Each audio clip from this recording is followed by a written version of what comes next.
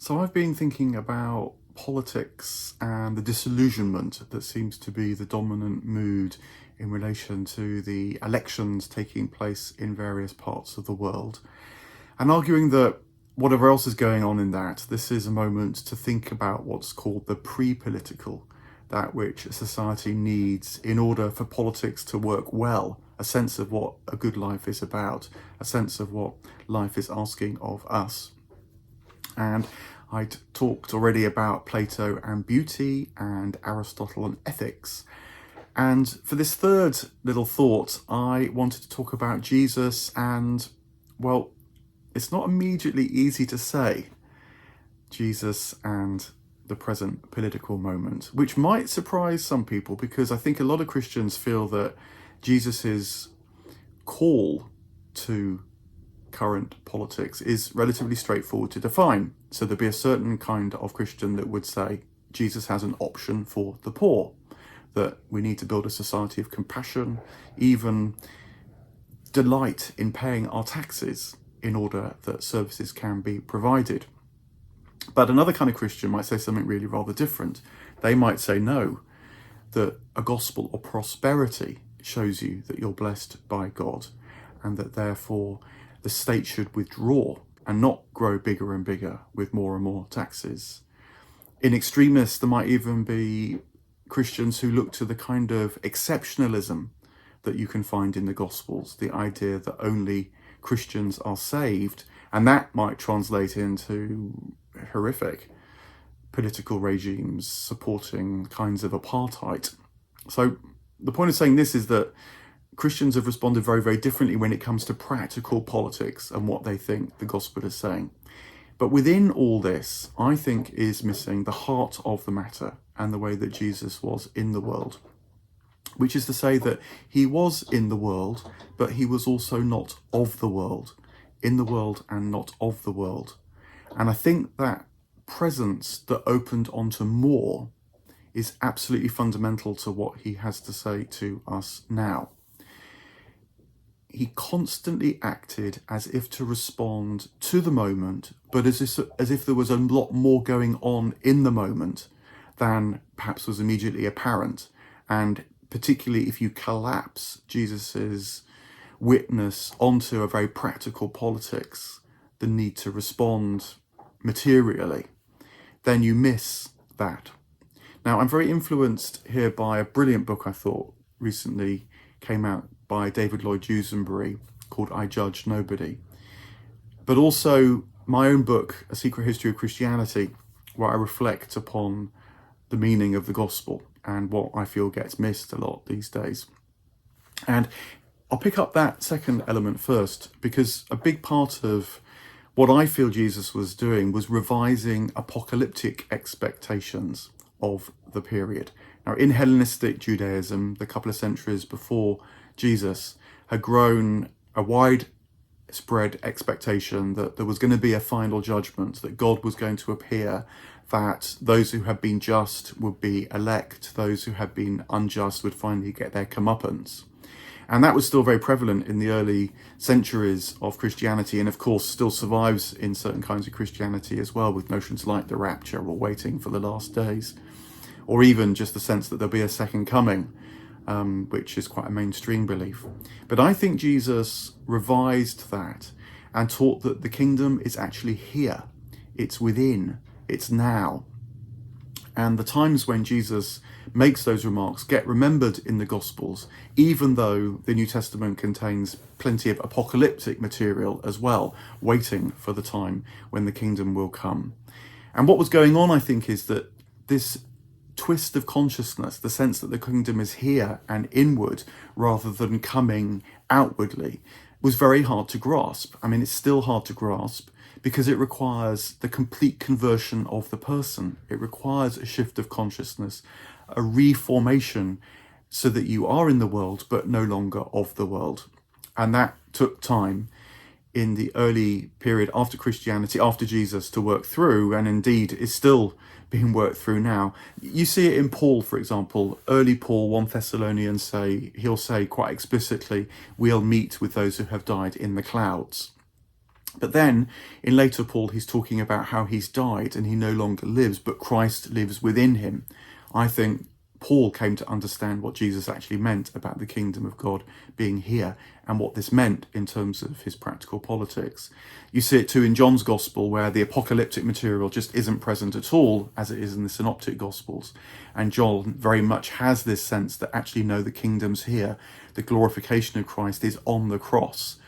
And so I think John too had come to understand what Jesus was really teaching. You get more of a sense of that if you look at his own example, of course. He talked, for example, about rendering to Caesar what belongs to Caesar and rendering to God what belongs to God. And I think that's a very practical piece of advice. It's kind of saying, look, do what it's required to live in the world, do what the authorities ask, clearly within limits, but nonetheless, basically, that is the program, a kind of realistic politics, even laissez-faire. But the point about that is that it leaves you the time and space to attend to God. So you can render the things that are God's. And then that will seep into the world through your attention. And so change the world that way, not by so much practical politics, but more by stepping back from actively trying to change politics in order that that can catalyze that space of the kingdom that's near being more keenly felt in you and then in others. That's the way to bring about political change. It's a pre-political action, if you like. Alternatively, think about the woman caught in adultery. And Jesus, the story there is a woman's brought to Jesus. She's been caught in adultery. The Pharisees ask Jesus what should happen to her. And he makes this famous remark about the person without sin casting the first stone. And then he says to her, go and sin no more. And I think this is a brilliant example of being in the moment and addressing the moment with that sense of the kingdom being near. Because in a way, Jesus does judge her. He says, go and sin no more. But he judges her so as to liberate her, not so as to condemn her. To judge her, to condemn her, would be to stay within the already very present political sphere of the Pharisaical law in this case. But to judge her so as to liberate her means that a new moment, a new possibility is present, which she then can take. And so it's a brilliant moment of Jesus being in the world, but not of the world. I guess the quintessential time that this happens is when Jesus is before Pilate and he's not then prepared to engage with the secular process. I mean, it was a religious process because the Roman presence was religious quite as much as the temple presence in Jerusalem, but nonetheless it's secular in the sense that its impact is felt in this world.